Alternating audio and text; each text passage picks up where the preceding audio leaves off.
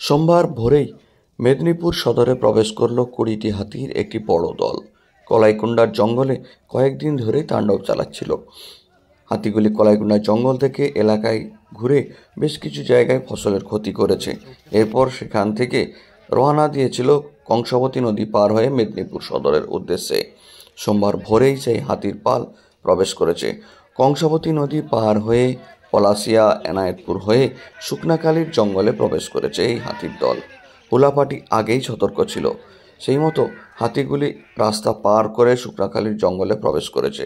তবে এতে নতুন করে আতঙ্ক তৈরি হয়েছে, কারণ হাতিগুলি প্রবেশ করার সাথে সাথেই প্রায় 5 বিঘা পাকা ধানের জমিতে ফসল নষ্ট করে ফেলেছে। এই মুহূর্তে এই বিশাল হাতির পাল যদি পাশাপাশি থাকে আরও ক্ষতি হতে পারে বলে আশঙ্কা করছেন গ্রামবাসীরা।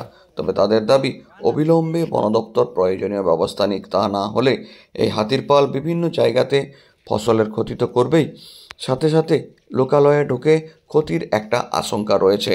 বিশেষ করে এই মুহূর্তে জঙ্গলে যেভাবে আগুন লাগানোর ঘটনা ঘটছে তাতে সকলেই উদ্বিগ্ন। এই আগুন দেখে হাতি লোকালয়মুখী হওয়ার সম্ভাবনা প্রবল।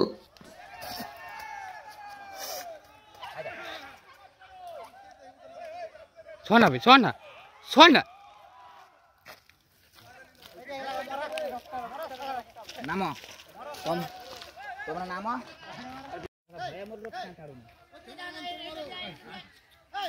এটা দিয়ে আয় না, এটা দিয়ে আয় না, এইখানটা আয় না, এই শালা এটা ক্যামেরা আছে দেখ না সামনে, এই তো এটা এই তো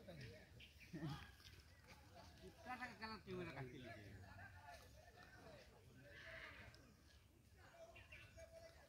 पर आज देखছো তো আছে না দিলা না কইটা করে রাখতাম